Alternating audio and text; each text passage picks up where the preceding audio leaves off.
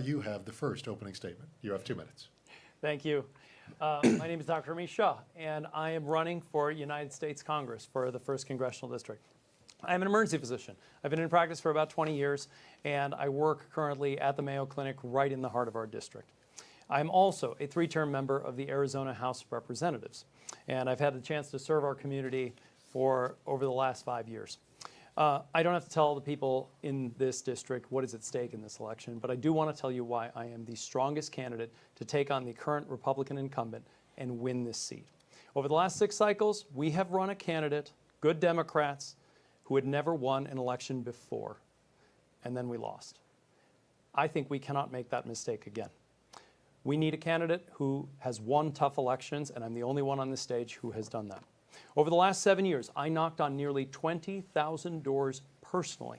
Those of you who have met me, you know I've been to your door. I've listened to your concerns, and I've tried to translate those concerns into actual bills that made a difference in people's lives.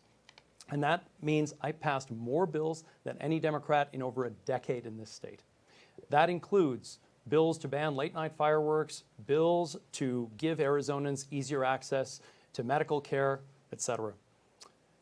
Those of you who know me personally probably also know that I am a huge animal advocate in this state. And yes, if puppies and kitties could vote, I'm sure I'd win this election in a landslide. But it's not just about the bills you pass, it's about the bills you block. In 2022, there was an effort to ban mifepristone, the abortion pill, here in Arizona. And I led the way on that one using my medical expertise, and we were successful in blocking it. So they gave me the Women's Health Champion Legislator of the Year award from the OBGYNs who have endorsed my campaign, who are leading the fight in this effort. So that's the difference in this race.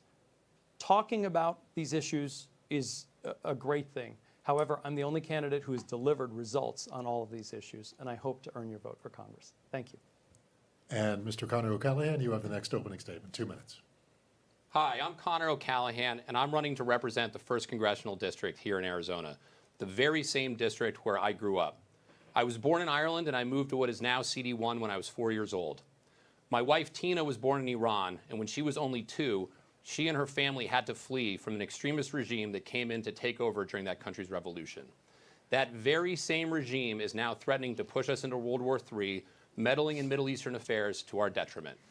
Democracy is not something that we take for granted in the O'Callaghan household. My wife's story and my story is really one of the American dream. This very district allowed my family to seek and achieve the American dream. Just like my kids now, I attended public schools from K through 12 in the district.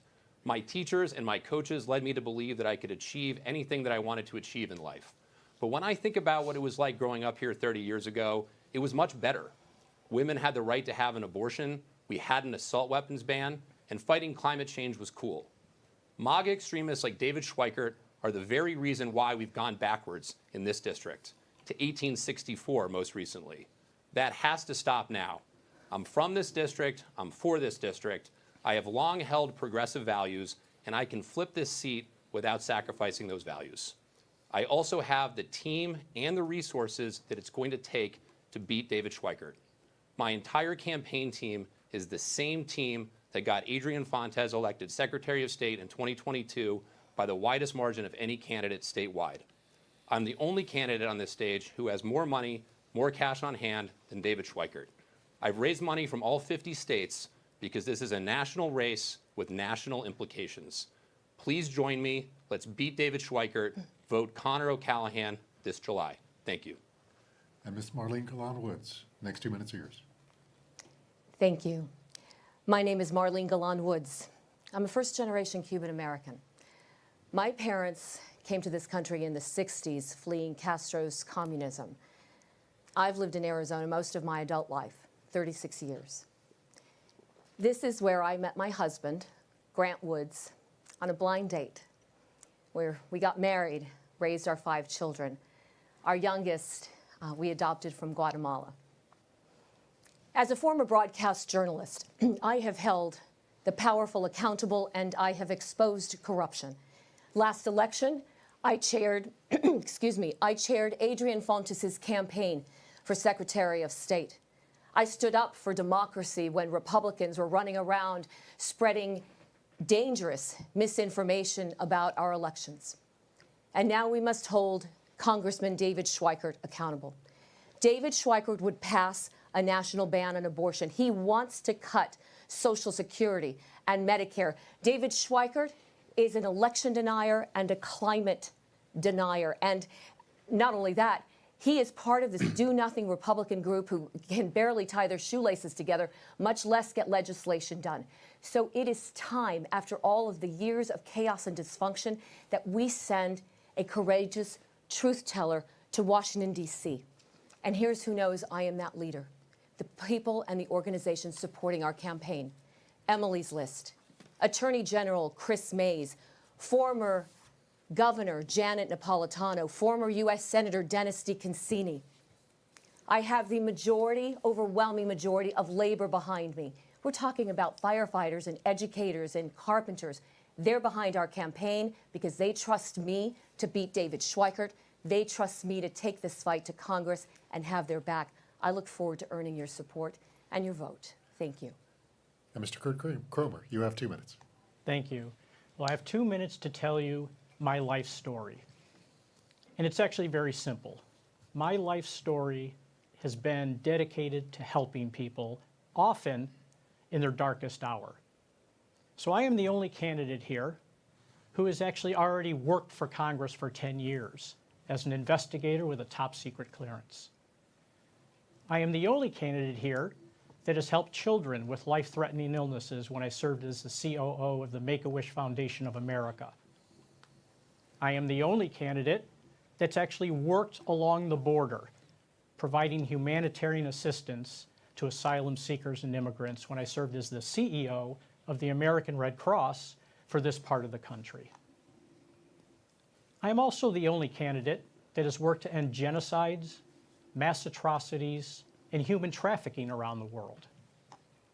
And I am the only candidate with a background in international affairs, international law, and the rules of armed conflict. That's kind of important given what's going on in the world these days. I'm also the only candidate that has responded to terrorist attacks, natural disasters, and mass shootings. I helped lead the Red Cross response to the mass shooting in El Paso. And so when you listen to us tonight, please think about what we have done. Actions speak louder than words. My life has been dedicated to helping people. That's what I plan to bring to Congress. That is actually how we beat David Schweikert. We bring a candidate to him that will resonate with people across the political spectrum. And I ask for your vote. Thank you. And Dr. Andrew Horne, you have 2 minutes. Thank you. Thank you all for being here tonight. My name is Dr. Andrew Horne, and I am not related to Tom Horne. That is a critically important thing to remember when looking at who to vote for. I'm working against Tom Horne to remove David Schweikert. Daddy, there's a shooter here. I was at work when I got that text, and I have to say it's probably the worst text that any parent can possibly get from their child. I'm an Arizona native, born and raised here, and when I was growing up here, my parents didn't have to worry about their children getting murdered because of gun violence. But I do. Eleanor should be learning, but instead, she's crying, hiding in a closet. Thankfully, Eleanor was safe, but parents and children should not have to live like this. As an Arizona native, I've been fighting against what David Schweikert's been doing. There are 3 things that got me into this race: public education, gun safety, and women's rights. The Dobbs decision was a critical moment in American history, and our representative, David Schweikert, wants to see bans like the 1864 abortion ban that's been in Arizona here over the last few weeks. He wants that nationally. He wants to take away women's rights. He's working against the future for our children, for our women, for all of us. I'm out here asking for your vote, working with people every day. We're a community-led campaign. We get out, meet people at the doors, and communicate with them. So absolutely reach out to me and ask me a question.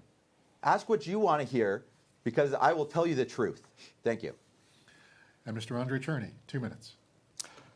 Thank you so much. I'm going to share with you what some folks call a spoiler alert. Tonight you're going to see 6 good people, all of whom are going to state very similar positions on the issues we're going to be talking about. But I hope you'll see something else tonight too, that there's only one person on this stage with a 25-year track record that Democrats can trust of actually fighting for our values, of actually making progress on the critical challenges we face. Building a fairer economy, fighting the climate crisis, doing things like making sure that we protect our democracy and freedom. For me, these aren't the words of a campaign, they've been the work of my life. And they're personal to me. All 4 of my grandparents were concentration camp survivors. My parents grew up under communism. And so no one will fight harder to make sure that we protect our democracy and our freedoms, including my wife and my daughter's rights to control their own body. I grew up in a small upstairs apartment where I saw my immigrant parents struggle to make ends meet. But because America invested in a kid like me, with public schools and public libraries and Pell Grants, I went from being that kid whose parents didn't speak much English to working in the White House for President Clinton, working with Barack Obama to create his historic plan for America, change we can believe in. After 9/11, I enlisted to serve in the military, and I served as Arizona Assistant Attorney General, prosecuting fraudsters. I was elected to be the chair of the Arizona Democratic Party and took on extreme Republicans here in our state, and I built a business to help millions of people fight the climate crisis. I have the track record that Democrats can trust. I hope to earn your support in this election. Thank you all for those opening statements. And now to the question portion of the debate. Dr. Shah, there's been a lot of discussion about inflation and the economy overall. How would you respond to someone who hears about Intel expansion, TSMC coming to Arizona, and yet this person and their family have to work 2 jobs? They're not seeing the benefits of what some say is a prosperous economy. What would you say to those who have doubts about the economy and how you would help that going forward? And first and foremost, it starts with listening. It starts by understanding what are the issues that are affecting them. Whether is it gas, is it milk, is it the cost of food, is it the cost of housing, is it the cost of health care? While I was knocking on all these doors over all these years, these are the real conversations that we've had with the voters. And they've told me, they've explained these things to me, how it is uneven, how some people can be helped and some people can't. So first and foremost is to understand what them and their particular situation. So we've strived to do that. Then I think that the job of somebody who is in politics is to go out there and try to help them with these things. So what are the big ways in which government can actually help solve the problems that they're facing? And so inflation is there, it's real. And I will add that it has been a worldwide phenomenon and it has come down significantly, but that still said, that doesn't lessen the pain for somebody who's having trouble with their kitchen table issues. So a couple big things that I talk about with regard to this is here in the Valley, and you mentioned TSMC and Intel. So they're bringing a lot of jobs to the area, but the thing is we have a serious imbalance between the supply and demand of housing right here in the Valley, and people feel it. Young people especially are telling me they cannot afford a new home. They will not be able to afford rent. That's an issue. And so government can make policies to make it easier to build and build up and build sustainably and also help us resolve that so that we can ease the prices of housing, as well as the other big one I hear is healthcare. Of course, it's my industry, right? And I want to see the prices of prescription drugs come down, premiums, or affordability of healthcare. These are huge things that affect the daily lives of the people that I've spoken to. So this is somewhat of an open forum on each of these questions. We're not going to go in order, but if any of you want to chime in on this, please go ahead. I'd love to jump in on that. The prices that people see at the gas pump, grocery store, paying for housing, these aren't accidents. David Schweikert is somebody who voted to stop the federal government from being able to crack down on price gouging. While the big oil companies have made record profits, he did the same thing with the grocery store aisle. So we need somebody in this congressional seat who's actually going to be fighting for middle-class people. David Schweikert was responsible for the largest tax cut ever for big corporations and billionaires, and at the same time, the largest tax increase for middle-class families that we ever saw in American history. He's got that exactly wrong. We need to start doing right by people and understand that our economy grows from the middle out, not from the top down. That's one of the things that differentiates us with Republicans. Well, Mr. Kroemer. Yeah, somehow the Democratic Party over the years has ceded this idea of fiscal responsibility to the Republican Party. Nothing could be farther from the truth. The Republican Party is the party of fiscal irresponsibility. If you want to help those working families, you do things like increase the child earned income tax credit. We basically got rid of childhood poverty during COVID when that was in place, and now it's gone away. Childhood poverty was gone because of that. Pre-K education. These kinds of things help working families, and it's the Republican Party that roadblocks that every single time. And over time, those programs pay for themselves. It is fiscally responsible to invest in our citizens, our families, and our children. And staying on the economy for you, Mr. O'Callaghan, if you make it to Capitol Hill, one of the questions you'll have to answer is whether to keep or repeal the Trump tax cuts. Where do you stand on that? Well, I've been asked this question for months, Richard, so I'm glad that you're bringing it up again. I've spent almost 20 years working on Wall Street. When I was an undergraduate, I studied economics at the Wharton School of Business. I also received an engineering degree. I have my master's in public administration, and I have a law degree. So I bring the academic and professional expertise to bear on tax policy and other economic issues, including the ones we were just discussing. So I will answer the tax question directly, but I also want to say that we need a candidate who can message properly on the economy. And that means talking about how good the economy has done under President Biden. So we have stock markets at near record highs, unemployment at near record lows. Unemployment from minorities is at historic lows. But people are feeling the squeeze at home. People are feeling worse off than they felt a few years ago. If they think that Donald Trump and David Schweikert are the ones that are going to fix that for them, they are sorely mistaken. We are the party that's always been the party of the American dream. We're going to lift people up and help them. David Schweikert pushed as hard as anybody for the Trump tax cuts. He views himself as a deficit hawk. He needs to go back and take Econ 101 at a community college because he doesn't understand how a budget deficit works. You can't push for these tax cuts and then say we have to cut Medicare and Social Security to make up for it. So I think as we get closer to 2025, we know the economy is doing well. It's absolutely time to let those tax cuts sunset, and we need to revamp our tax code and make sure that it works for the middle class and that it works for small businesses, because right now it advantages large corporations and it advantages the wealthy.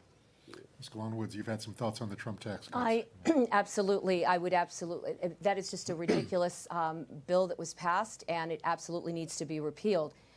They gave away $3 trillion to the wealthiest Americans, while the middle class in this country struggles. As I go around the district and I talk to folks, this is what I'm hearing. There is still a disconnect between how much money folks are bringing home and how much they have left over for basic necessities like bread and milk and gasoline. We have to do better. There's going to be a tax cut. It needs to be for the middle class. If that's what we've got to do. We've got to lift up our middle class. And what I can tell you is that the folks who have endorsed me in this campaign, who are grocery store workers, firefighters, educators, carpenters, these are hard-working families who know that I'm the fighter to take this to Congress and get this work done. I've got their back, and they know it. And Dr. Horne on the economy. Thank you. I'm the only small business owner up here. I'm the only business owner at all. The workers are feeling the pain, absolutely. Inflation has been high. It was over 10%. Wages have not continued to meet that. So people are feeling the pain. Inflation is up.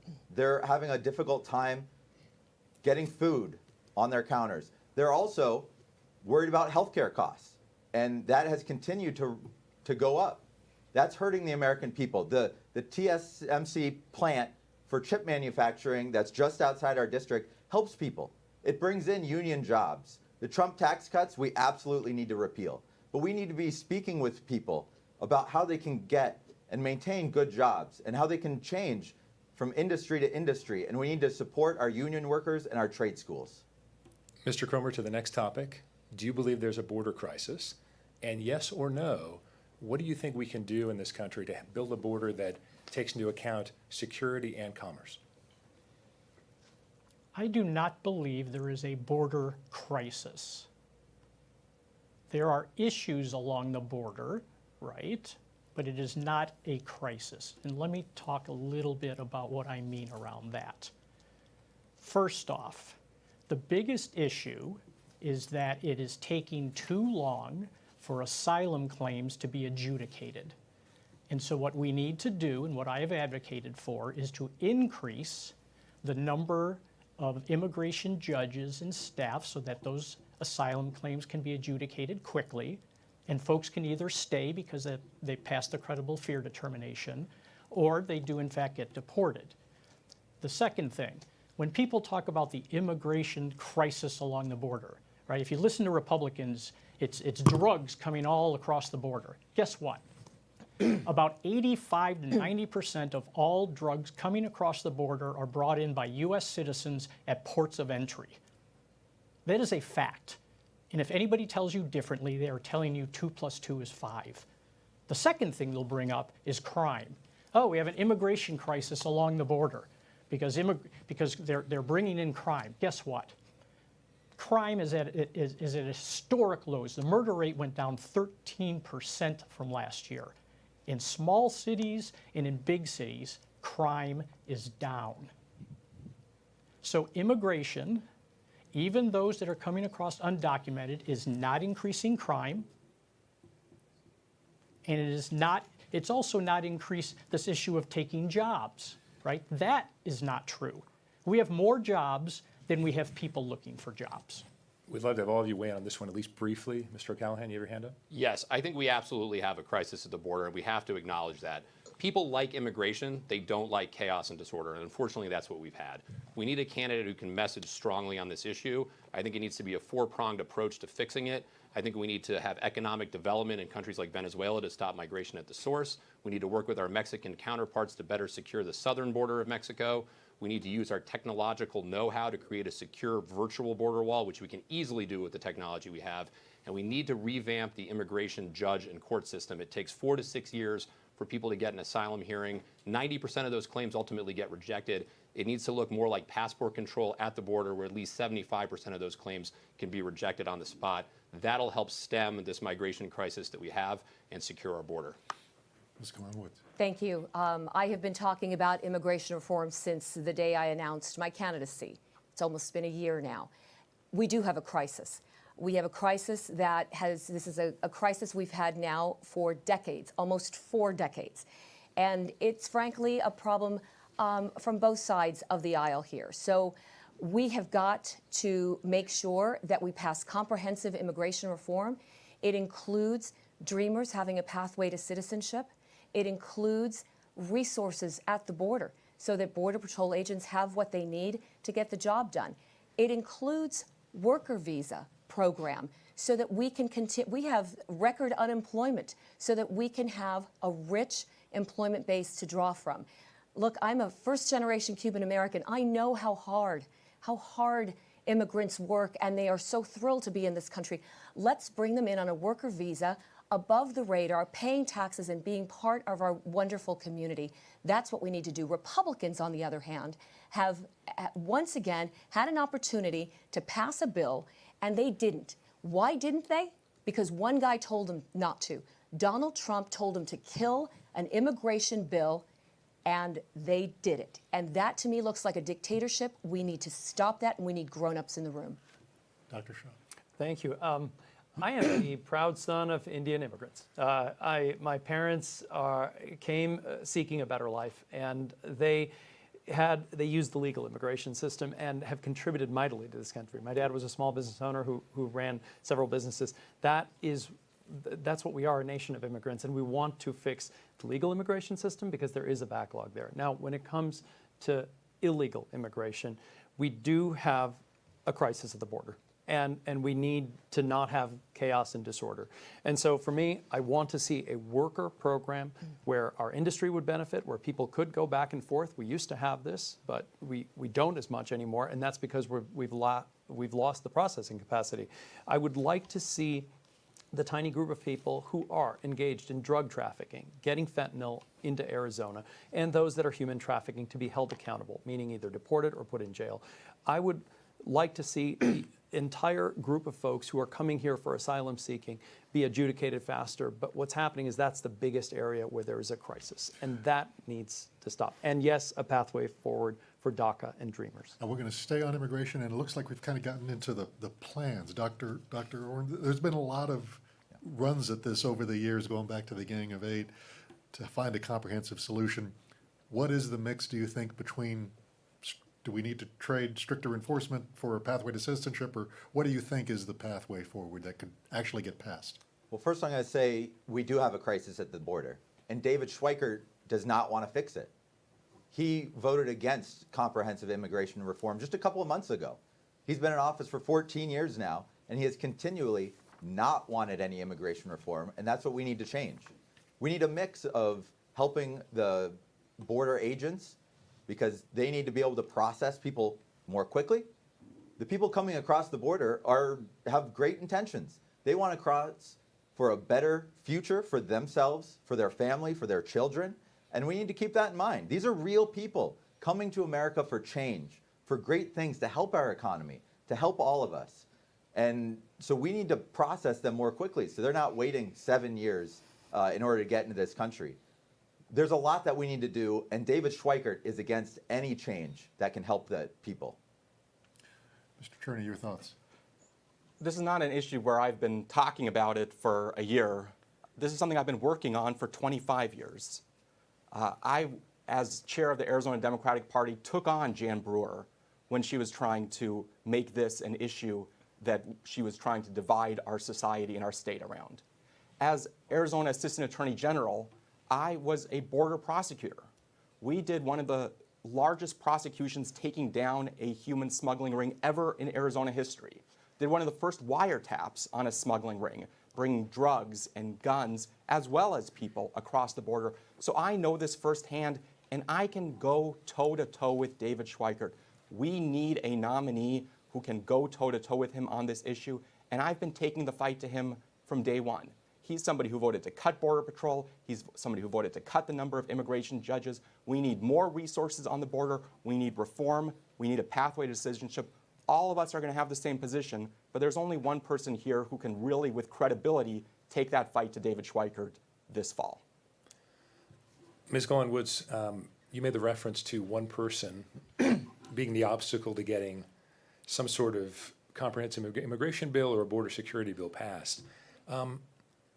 Knowing that there are voters in this district who can be registered independents, take a Democratic ballot, what would you say to some of those independents, and then in the general election potentially, who are Donald Trump supporters, maybe not to the most extreme as some people might characterize it, but people who might be willing to listen to your message? What effort would you make to understand where they're coming from and then reach out to them for their vote? Would you try that? Well, absolutely. I would try that. What I would say is, and what I referenced earlier, was that bill in the Senate. They had a bipartisan bill in the U.S. Senate that was ready to go, and they had the votes for it. It was a pretty conservative bill, and Donald Trump called Republicans and said, kill it. He wanted it gone because he wanted that as a wedge issue in this election. That's wrong. That's wrong. They had a bill ready to go, and like I said, that sounds like a dictatorship to me. So what would I say to a potential voter, maybe a Trump voter? Those exact same words. That's what I would say. We need to be able to have difficult conversations with one another again when we might disagree on other things. I'm willing to have those conversations as long as there's respect and dignity at the table. We need to do that. So, Well, do you understand also the appeal of Donald Trump, or why there's so many voters who are attracted to that message? of course, he's a snake oil salesman, but I wanted to just chime in on something that Ms. Galán-Woods said that I thought was pretty striking. She said that this has been an issue for 4 decades and that there's blame to be had on both sides of the aisle. And I realize that Ms. Galán-Woods was a Republican for most of those 4 decades, but that's just simply not true. We've had 3 solid bipartisan efforts at comprehensive immigration reform in the last 20 years. David Schweikert's been a part of 2 of those efforts, and he and his cronies have helped kill it every time. 0 for 3 the Republicans are on this issue. So to try to pin it on Democrats, I think, is disingenuous and untrue. We are the party that's going to finally deliver comprehensive immigration reform for this country.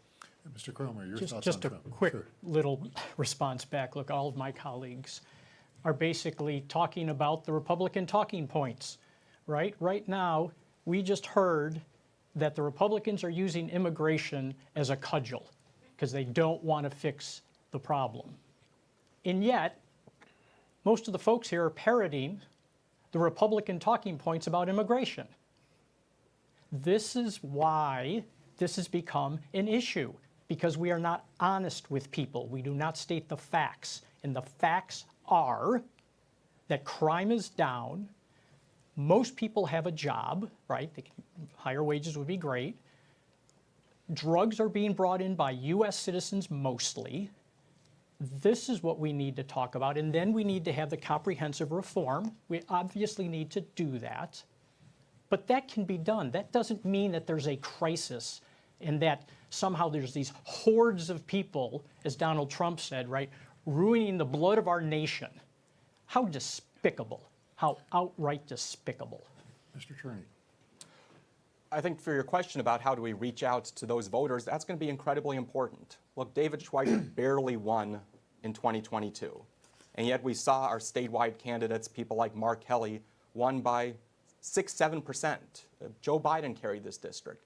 And so we need a nominee who is grounded in democratic values, who has a track record, because people are looking for somebody who they understand, somebody they trust, somebody who has actually done things to advance the ball for the critical issues facing middle-class families. And my ability to do that, along with talking about my experience as a border prosecutor, my experience serving in the military, my experience building a business. We created a business that created thousands of jobs, and one of the things I did was when COVID hit, we raised our company's minimum wage to $25 an hour. And a lot of people, like perhaps David Schweikert, would say, oh, you're going to hurt your business. We did better than ever before. We were one of Inc. magazine's fastest growing businesses in America. The same year we were rated one of the best places to work, because the way to build a business is to invest in people. That's a message that Republicans are open to and ready to hear as well. Dr. Horne, is it feasible someone could vote for Donald Trump and you on that same ballot? Well, that's, I'll tell you that I speak with people across the aisle every day. I'm out knocking on doors, speaking on the phone with people of all different opinions. There are things that we can come together on. Absolutely. Public education is something that people want a good future for their family. David Schweikert is destroying people's future. Guns is something that Donald Trump supporters or others, I have a different view about guns than a Donald Trump supporter, for the most part. That's something that we don't see eye to eye on. Okay, well, let's get things that we do agree on passed. Let's work on the issues like our economy. How can we help people? Donald Trump has a lot of supporters because people have, they're feeling hurt. They're feeling that their wages have not risen to the level that they've expected, and we can help people with that. Democrats, and I am very good on that issue. I speak to people all day long that are across the political spectrum, and we find agreements, and they want to help with my campaign. Dr. Shah, bipartisanship. Thank you for the question. Well, I've run 3 times and I've won 3 times, and it wasn't close in the competitive elections. I was always the top vote getter, and the reason was, again, I said I went and knocked on close to 20,000 doors. So the people in my district understand why they voted for me. So I ran into lots and lots of Trump supporters, and I listened to them. And what they said was that they didn't feel heard by either party. They wanted somebody that they felt cared about them. And yes, over the course of my 3 elections, I had many people who said they voted for Donald Trump and voted for me. And you know why? Because they said, you listened. You came here, you listened, you showed up. And they said, look, they felt that he cared for them. I said, my job is to care for you more than you think he does. And if I can deliver on that, then I want to make sure, I may disagree with you on values and issues, but you won't doubt that I care for you, and I'm going to make sure that I stay in communication with you so you know how. Mr. Kroemer, very brief follow-up just for you. Are you saying that these talking points, whatever they may be, are strictly for the MAGA voters? Are you saying that a person who would vote Democratic or be an independent should not believe some of these things? You think it's just perception as far as there being danger at the border or an immigration crisis, whatever it may be? Well, I think, right, a lot of the MAGA talking points, the reason it's been fairly successful is that it's started to resonate beyond just the small group of people that are in the MAGA base, right? But that you think it doesn't mean resonates it's true, falsely, though? Okay. right? And if we repeat it enough times, Democrats, if we repeat it enough times, all we're doing is making that resonate more and more. We have to be honest and courageous. And being courageous means standing up and saying some of these things are just incorrect. And to any one of you who use the word crisis, I mean, is there something that says that the public sees what's happening and might not understand why you're not labeling it a crisis? Well, I think the challenge for all of us on this stage, we're trying to take on David Schweikert, is the border and the economy are our blind spots as Democrats. I think abortion is and should be the defining issue in this election, in the Senate election, in the presidential election. But if we're single issue candidates and it's just abortion, abortion, abortion, we risk losing these general elections. So we need a candidate who's strong on the border, strong on the economy, and acknowledges and recognizes the real challenges that we face, that we as Democrats need to lead and solve. Mr. Cherny, well, I'm going to move to a slightly different topic, but as you may have noticed, the House is in a little bit of chaos, especially with the leadership. So I guess a two-parter. Would you have voted to keep Speaker Johnson? And what generally do you think can be done to calm the chaos in that chamber? Well, look, on your first question, when it came time to vote to make sure we are bringing needed aid to Israel and Ukraine, and he stuck his neck out, yeah, I would have made sure that he didn't lose his job because in that case, at least, if not in many, many other cases, he did the right thing. But the larger question is one that's important. To me, it's about getting things done. It's about results. It's not about bipartisanship for bipartisanship's sake. It's not about compromise for its own sake. It's ultimately about, do you actually get results for people? When I served as a prosecutor, when I served in the military, when I was a CEO and a business leader, it was all about what you did to get results. And that doesn't mean that people have to always agree together, but it means that you have to find a way to work together. I'll give you an example. I worked, as you know, in the White House for President Clinton at a time that he and Newt Gingrich, two people who were not best of friends and did not like each other, came together, even despite all of that, to balance the budget for the first time in decades, to run the first budget surplus in more than 180 years, to create the Children's Health Insurance Program, expand college loans for people. They got things done, even if they weren't best of friends. That's the kind of spirit we need in Washington, not a do-nothing spirit, but a spirit of people who are saying, I'm going to go there and I'm going to be held accountable for making a real difference for people. Dr. Horne, your hand is up. Yes, absolutely. So the question was, how do we view the chaos in Washington, D.C. right now? I think that's a big issue. I think that's what leads someone like me, who's not steeped in politics, somebody who's an outsider. I haven't been working in Washington or Wall Street or New York for decades. I'm a father who does not like what he sees happening, who knows that the people of this district agree with me about the issues that we need to take to Washington, and we need compromise. We need real people in office, not lifelong politicians like David Schweikert, who started in 1988. We need real people who will go to Washington and make the choices that are right for Arizona.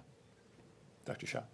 Thank you. When I first ran, people told me at those doors, they said, you can't get anything done there at the Arizona House of Representatives. Why are you going down there? You're a physician, you have a nice practice. And I said, no, I just don't believe it. I believe that there's still hope that we can get something done. And I proved them wrong. I went down there and I built trust and relationships. And from my understanding, after speaking to several members of Congress, they do feel they made a difference, and several of them on both sides of the aisle are a group of people down there who are passing bills and solving problems for the people that's there. So it's not everything that the media reports, that it's just partisanship, fighting, and dysfunction. There is a group of people there. Ed Pastor, the late Ed Pastor, used to say, are you going to be a workhorse or a show horse? Well, my record over the last few years has been really clear.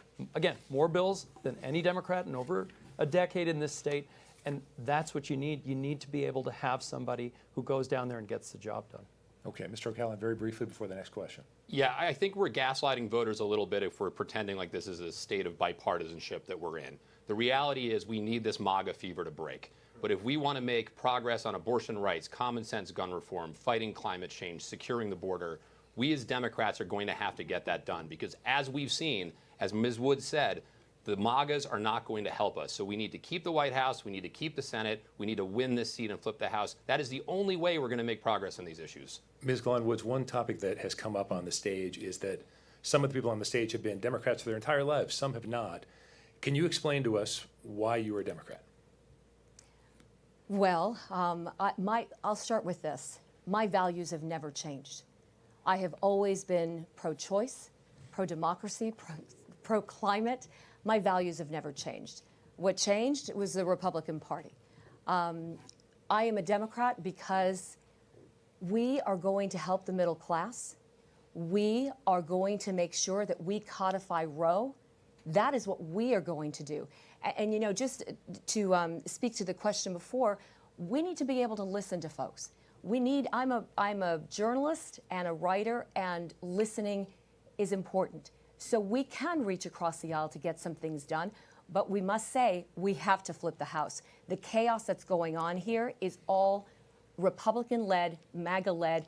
We have to reach across to those who might be reasonable to get some work done. And I imagine we'll all weigh in on this. Mr. Kroemer. Yeah, I appreciate what Ms. Woods said. However, and the however is, the Republican Party has never been for comprehensive immigration reform.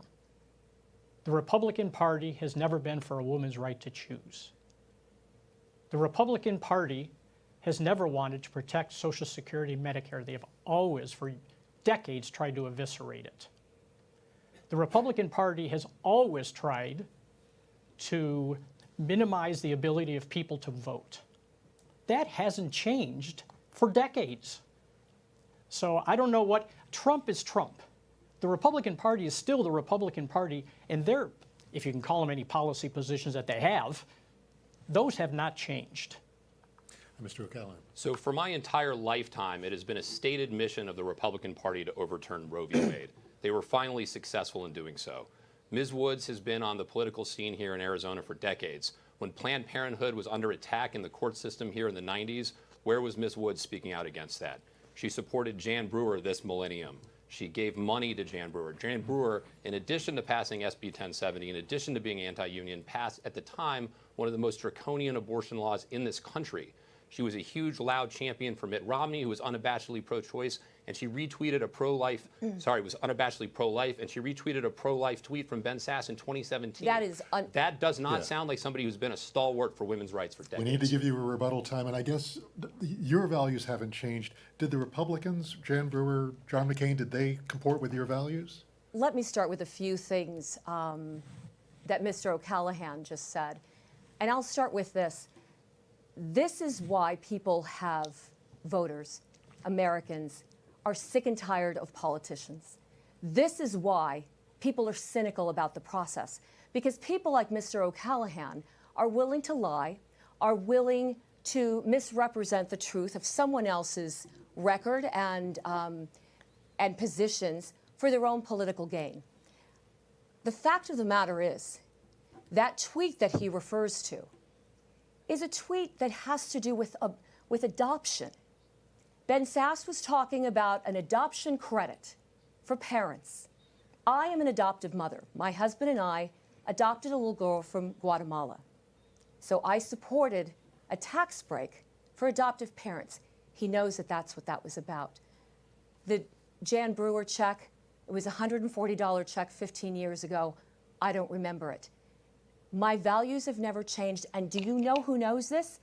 Emily's List knows this. Attorney General Chris Mays has endorsed my candidacy because she trusts who I am, my values, and the work that I'll get done. We are crunched for time, Mr. Cherny. Look, it comes back to what I said at the beginning. We need a nominee who's going to have a track record the Democrats have trust. The reason people don't like politics is not because of this kind of conversation. It's because people run for office and say all the right things at election time and do something very different once they get there. That's why we need somebody who's actually been in these fights, who's been taking on the Republicans for decades when it comes to choice, taking on them when it comes to gun rights. It's why groups like the League of Conservation Voters looked at everybody here and chose to support me. The Brady PAC against gun violence looked at all of us and said there's one candidate who actually has a track record of making this happen, even against decades of Republican opposition. And I'm sorry, we're getting close to the end. So it is time, because we need to have everyone speak, it's time for closing statements. Each of you have 1 minute. And to keep us on time, we will politely cut you off if you run over. Dr. Shah, you have the first closing Well, statement. thank you. I appreciate all of you spending time with us tonight. This is thank you to the moderators and all my colleagues. Look, the voters of Congressional District Number 1 have an important responsibility. They are going to choose a nominee up here, and this seat might control the entire. This seat might control the entire United States House of Representatives, and it's for the last 6 cycles we've run somebody who'd never won an election before.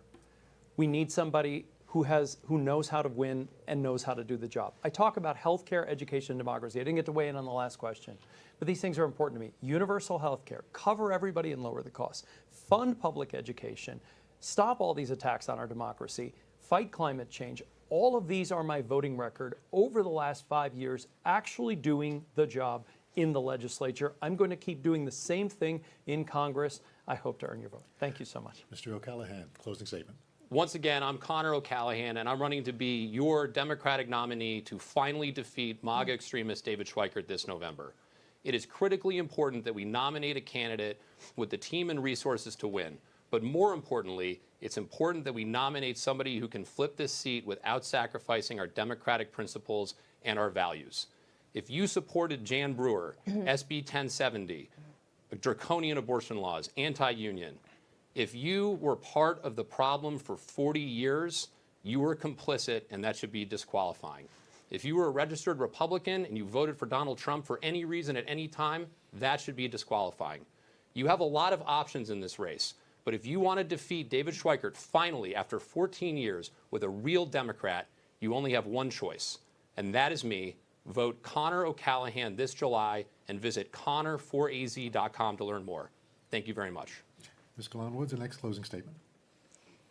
We have a lot of work to get done. We have to have access to abortion care. We need to protect our democracy. We have got to protect Social Security and Medicare. We can do this together. We can beat David Schweikert together.